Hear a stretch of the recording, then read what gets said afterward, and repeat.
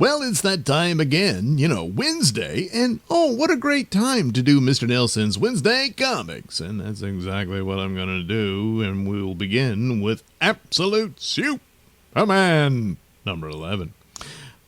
Again, I was pretty much done with this one. It has the best art of the Absolute books, the ones that I've looked at. But the story-wise is, take it to the man type. I just, bored to tears. And then here came this guy, Brainiac. Pretty much saved the book for me because he's so disgusting and creepy and just horror movie type character. And, it's an interesting take. And that's kind of the overall thing, is that it's this never before seen or Elseworlds or alternate take on these classic characters and all that. And, but with recognizable aspects to them, but that Brainiac issue really is still the best. But finally, the confrontation between the two takes place.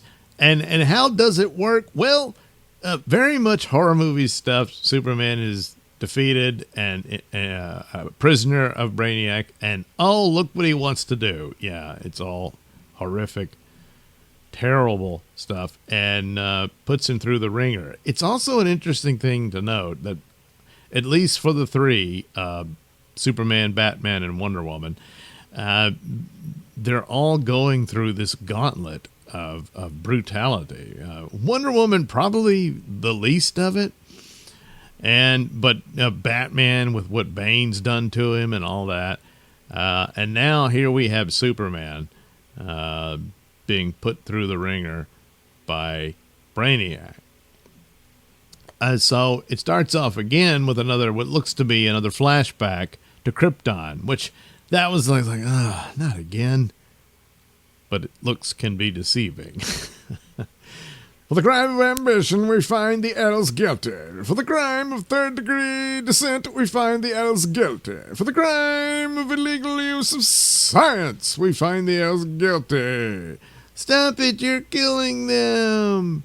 Jor-El and Lar-El have been found guilty by a simulated jury of their peers, and they are hereby sentenced to hang from the skies above Kandor for 100 years. No, please, now for your crimes, Kal-El of the Redlands. For the misdemeanor offense of being an orphan, the Science League hereby sentence you to 20 years confinement in the Phantom Zone Orphanage. Jeez, man, those guys are terrible. Officers of the Law Guild, take him away. Krypton is going to die, but there's still time to save the people. That's what my parents are trying to do. Blasphemy! Add another 5 years to his sentence. Yeah, why won't you listen? The hell with you! Wait, he's frying them all with his heat vision. How is this possible? Tell me you're making progress. Beautiful, blood-drenched progress. It's all an illusion. Brainiac's torturing Superman, trying to break him and to become this basic super soldier for Ra's al Ghul. Oh, indeed, Director Al Ghul, sir. Superman has just mentally murdered the entire ruling class of his own planet for the 575th time in the last 6 hours. Once we've reached 3,000, I believe he'll be ready to move to the earthly phase of his rebirth. See that he is, Brainiac. I expect better results than what you delivered with the Peacemaker Smith. Disappoint me again, and there will be repercussions. Oh, of course, I serve at your leisure. I serve at your leisure, I serve at your leisure, I serve at your leisure. So, By the Omega, I despise these things. I want my son, Superman, delivered to me intact, Brainiac. Not reduced to some lobotomized drone like these clones of yours. Yes, of course. The son of the demon shall arise, I assure you. All you have to do is make the boy see the truth. I am the truth. If Superman wishes to save this world from ruin, its path to salvation lies through Ra's al Ghul. Heed the words of he who speaks for the Omega, you wretched legless freak. Hail the Lord of Lazarus again, and I will feed your marrow to the father box. Now, this really disturbs Brainiac, so he's terrified of the father box. Superman will be the wrath of the Al Ghuls made flesh, Lady Talia. You have my word. All I ask is that you keep that box away from me. Come, daughter. Leave the psychopath to work in peace. So there you go. It doesn't look great for Superman, so he puts him through the ringer in this issue. But can Superman overcome? Well, he's the hero of the story, so what do you think? But I won't spoil all of it. There's elements here, and it's a testament to Superman's character and what will he do, how far, that kind of thing. The elements of what he's already been put through, he cannot really, in total, become the Superman that everybody, we know. He'd be a very different person, but what do you put here for his moral backbone and upbringing and whatnot? He didn't have any of that. He did meet the Kents. He got to know them for a bit, but not very long. Not long like being raised by them. And he's very, very angry. He suffered horrible trauma, and that basically being stuck in that rocket ship was torture as well when he watched his whole world die, and then his parents, who may or may not be dead. I don't know. They all got away in their ships, but they got separated. What happened? Were they destroyed? I think they'll leave that open for a while probably as well. But if they weave that correctly to where, okay, he's much rougher and meaner than real Superman, you can understand why he would be. Okay. But if you just suddenly, no, he's just good. Okay. Yeah. And I mean, there's been some elements he doesn't really want to outright kill people. But here he is, even though he's unaware that he's in these fantasy worlds, and then he does it. But there again, he's got a little extra help to get out as well. So, yeah. So anyway, didn't have a lot of hope for this series, but I gave it a second chance, and so far I'm keeping with it. So maybe Absolute Superman will turn out okay after all, or at least entertaining, Certainly Brainiac is, absolutely disgusting, creepy bastard. And that's what makes him interesting. But it's just well done. It's an interesting take on Brainiac. Meanwhile, narratively speaking, Wonder Woman is probably the best of the Absolute line. It's the most interesting story, and it has a lot to it. The art ebbs and flows. They had a guest artist that was really good. But the main artist, is all right. And oddly enough, fits in with this mythological take on it. It just in its appearance and whatnot. Here, there's almost like a fairy tale thing, what have you. But nevertheless, it still fits in with Greek myth and that aesthetic, so to speak, and which fits in with Wonder Woman, of course.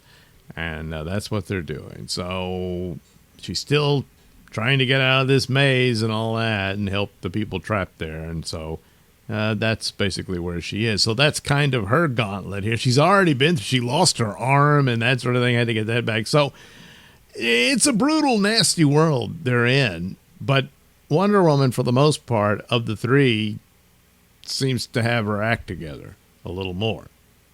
So anyway, the hallucinogenic flowers overwhelmed me, and the scientist I dove into the pit to protect. Now I face an unknown assailant on unfamiliar ground while unable to trust any of my senses. This is madness. I could kill someone fighting blind like this. I cannot allow that. I will not. So she kind of figures out, the scam here, but it's messed up or able to speak spells. My words are slurred and garbled, which means I cannot cast as usual. Unless my words are fine, and it's only my perception of them that has changed. Oh, allow me to see, Athena, to see what is real and true, but hidden from me. So she speaks her spell, she tosses it, and of course, yes, it's all a trick. Her words were just fine, but she can't hear them herself. Strike me down before allowing me to hurt an innocent. So she figures it out. Of course, taking a gamble. Gee, what if it didn't work, So anyway, the other Amazon that is actually another Amazon comes into her. Can you understand me, Science Man? Science Man, there's a superhero, Yes!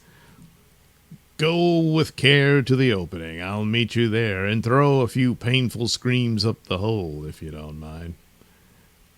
Hey, no, please. Very nice. What are you going to do with us? What I always do. To the right and follow the edge of the wall. I'll be just behind you. I see you. So Diana sees this entity, Oh, that's it. That's all you get. Well, okay. But so our mission continues. And, she finds another Amazon finally. And she really is an Amazon, unlike the other lady. There's a confrontation and whatnot. So perhaps that lays the groundwork, as it were, that perhaps the Amazons are not all dead. And I would suspect probably not. It's kind of similar. Well, not exactly, because, Jor-El and Lara are supposed to have died off like the original. But it's that kind of thing. There's similar things here that might happen or whatnot. And, of course, you got Batman where only his father has died and his mother still is. Things like that. I don't know. But, it's probably elements that will come up later on. But story-wise, Wonder Woman edges out the other two. That's just my opinion, but there you go. Art-wise, Superman still leads, and Batman is just crazy, but some of that might get a little old. But there's some more interesting things on the way there, so we'll see how that plays out. So Martian Manhunter is the only other one that I checked out. I got to get back to that. It's weird, so it's interesting in that respect. The Green Lantern I have no interest in that. So these will be the main ones. And, so far, at least they're interesting,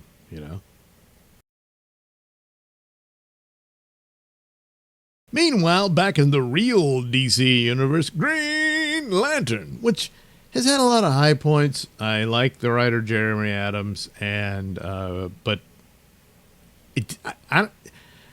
it's become a Green Lantern Corps story. It's not Hal Jordan is not the main. He is the main Green Lantern of it, but it really hands off. I don't know, but it's one thing leads to another and a lot of it is cleaning up the mess that previous regimes on Green Lantern did, and I don't understand, but it ends up with these constant big battles, which it's fine. You expect that, but it's just one after another at this point. But anyway, they're at the Source Wall. The Starbreakers are now trying to take over and all this sort of stuff. Harder, we can't let the Green Lanterns escape. They won't escape. We'll dig until we find them, and then we'll consume their souls. Well, Green Lanterns are making friends elsewhere. Beyond the Source Wall, it is just as we hoped. Give them to me. They are afraid, but they will save us. Finally, my love. We are grateful. So these are basically the spirits of the emotional spectrum, I guess. And they take all these weird creatures, forms and all that. And they need their extra power to take on the star. Specters, the weird entities known as the Sun Eaters, led by the evil Starbreaker, have invaded our dimension. Using a weapon of great energy, they have siphoned all emotion in the universe to power their army and reign supreme. Now, a precious few remaining Green Lanterns, led by Aya, Jadestone, and John Stewart's ring, his ring, have turned to the only reinforcements left: massive emotional avatar monsters from beyond the Source Wall. There'll probably be consequences. So, yeah, they gotta rein it in, and, well, to be continued on that. But, guys, now that we're beyond the Source Wall, is anybody, feeling again? Yeah, it's like coming out of a fragging dream into whatever this is. Hypothesis: the Source Wall is undoubtedly blocking the null wave of the Sun Eaters used to steal the universe's emotions. Or maybe it's because of those glowing monsters things coming toward our ship. I guess that means we should go say hi. It'd be rude not to. So, alright, it's like you're walking right into something, but at least they have Hal Jordan figures it out and sets the roles and stuff like that. Which, if you're going to have him be the actual leader, not, the robot girl from the cartoon, and stuff like that, okay, but it was kind of a weak issue for me. Maybe it'll pick up, because it's had some good moments in it. We'll see. But, was left a little wanting for this one, and just kind of wanting the story to wrap up and maybe get to something else. Meanwhile, there's the other title that Jeremy Adams writes.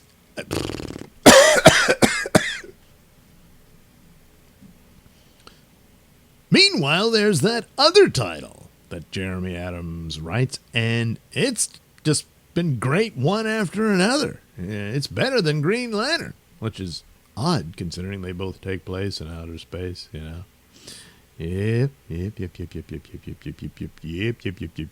Yes, it is I, Ming the Merciless, back to reclaim all that was lost.